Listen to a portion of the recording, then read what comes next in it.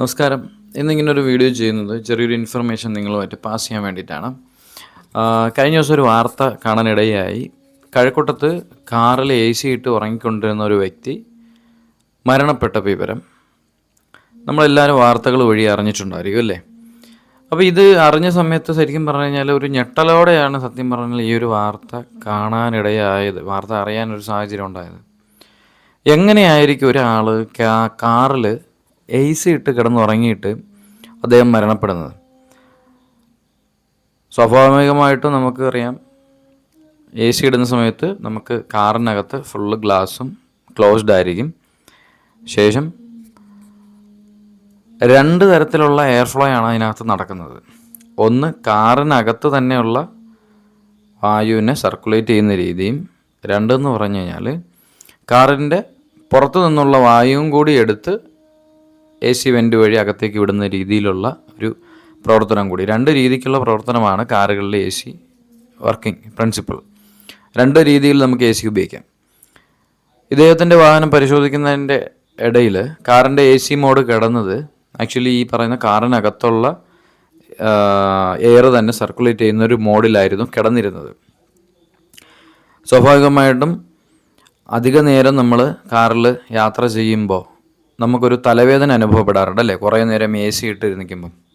ഇതേ സെയിം സംഭവം തന്നെയാണ് ഇവിടെയും ഉണ്ടായിരിക്കുന്നത്. അതായത് ഈ പുള്ളി AC ഇട്ട് കിടന്നുറങ്ങുന്ന സമയത്ത് സ്വാഭാവികമായിട്ടും ഓക്സിജൻ്റെ അളവ് അതിനകത്ത് കുറയുകയും ഉറക്കത്തിലായതുകൊണ്ട് തന്നെ ഈ ബ്രെയിനിലേക്കുള്ള ഓക്സിജൻ സപ്ലൈ കുറയുന്നതിനോടൊപ്പം തന്നെ ഉറക്കത്തിലും കൂടി ആയതിനാൽ മരണം സംഭവിക്കാൻ വളരെ എളുപ്പമാണ്.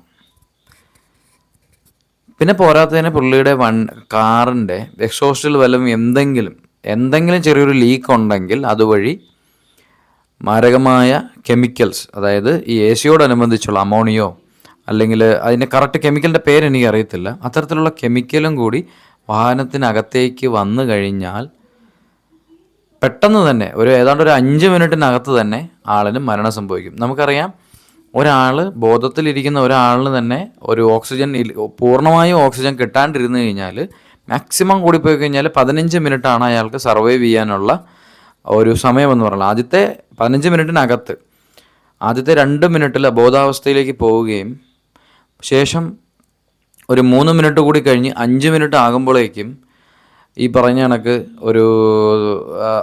ആദ്യത്തെ ഒരു 2 മിനിറ്റിൽ ഒരു ചെറിയൊരു തലവേദനയും പിന്നെ തലവേദന ഉണ്ടാകും. ശേഷം അവിടെ സംഭവിക്കുന്നത് ശരീരത്തിൽ സ്റ്റോർ ചെയ്ത് വെച്ചിരിക്കുന്ന ഓക്സിജൻസ് ആയിരിക്കും പിന്നെ അവിടെ വർക്ക് ചെയ്യുന്നത്.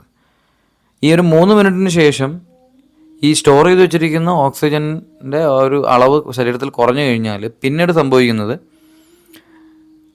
ഒരു തലവേദന പോലെ അനുഭവപ്പെടുകയും ഒരു ക്ഷീണം അനുഭവപ്പെടുകയും ചെയ്യുന്നു. ശേഷം ഒരു 5-6 മിനിറ്റിന് ശേഷം പൂർണ്ണമായും അബോധാവസ്ഥയിലേക്ക് പോവുകയും തുടർന്നുള്ള 4 മിനിറ്റിനകത്തേക്ക് ഓർഗൻസിലൊക്കെ ഈ പറഞ്ഞ കണക്ക് ഓർഗൻസൊക്കെ റപ്ചർ ആവാൻ തുടങ്ങും, ചുരുങ്ങാൻ തുടങ്ങും. ഒരു 10 മുതൽ 15 മിനിറ്റിനകത്ത്, മാക്സിമം 12 മിനിറ്റാണ് പറയുന്നത്, 12 മിനിറ്റിനകത്ത് കാർഡിയാക് അറസ്റ്റ് പോലുള്ള സംഗതികളിലേക്ക് കാര്യങ്ങൾ പോകും. 15 മിനിറ്റിനകത്ത് വെച്ച് മരണം സംഭവിക്കുക എന്നുള്ളത് സ്വാഭാവികമായിട്ടുള്ളൊരു കാര്യമാണ്.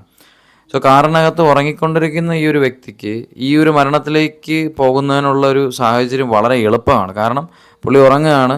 പോരാത്തതിന് ഈ മാരകമായ ശ്വാസം ഈ പറയുന്ന കണക്ക് വായുവും കൂടി ശ്വസിക്കുന്ന സമയത്ത് അദ്ദേഹം അവെയർ ആവുന്നില്ല.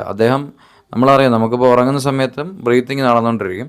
ഉറങ്ങുന്ന സമയത്ത് ഈ പറയുന്ന വാതകം അതിനകത്തേക്ക് വന്നു കഴിഞ്ഞാൽ ഈ വാതകത്തോടെ ശ്വസിക്കുന്നതും ആ മരണം അവിടെ തന്നെ സ്പോട്ടിൽ പോലും അവെയർ ആവാതിരിക്കുന്നതുകൊണ്ട് മരണം സംഭവിക്കുകയും ചെയ്യുന്നു. അപ്പോൾ ഇത് വളരെ ഒരു ഇൻഫർമേഷൻ ഉള്ളൊരു സംഭവമാണ്. ഈ വീഡിയോ എത്രത്തോളം കയറി പോകുമെന്ന് അറിയത്തില്ല. എന്നിരുന്നാലും അറിയാവുന്നവരിലേക്ക് കൂടി ഈ ഒരു വീഡിയോ ഷെയർ ചെയ്യാൻ ശ്രമിക്കുക. കാരണം ഇപ്പം മഴയൊക്കെയാണ്, ഇതിൽ AC ഒക്കെ ഇട്ട് ഒന്ന് ഉറങ്ങുന്ന ആൾക്കാരുടെ എണ്ണം കൂടുതലാണ്. റോഡ് സൈഡിലൊക്കെ നമുക്ക് കാണാൻ പറ്റും.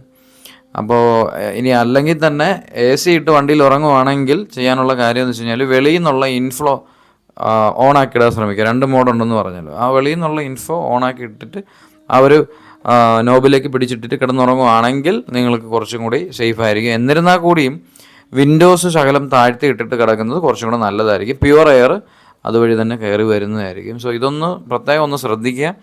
ഒരു ഇൻഫർമേഷൻ ഈ ഒരു വാർത്ത കണ്ടപ്പോൾ പറയണമെന്ന് തോന്നി. എല്ലാ കൂട്ടുകാരിലേക്കും, നിങ്ങളുടെ വാഹനം ഉപയോഗിക്കുന്ന നിങ്ങളുടെ കൂട്ടുകാരിലേക്ക് ഈ ഒരു മെസ്സേജ് എത്തിക്കുമെന്ന് പ്രതീക്ഷിച്ചുകൊണ്ട് ഈ വീഡിയോ അവസാനിപ്പിക്കുന്നു. Bye bye.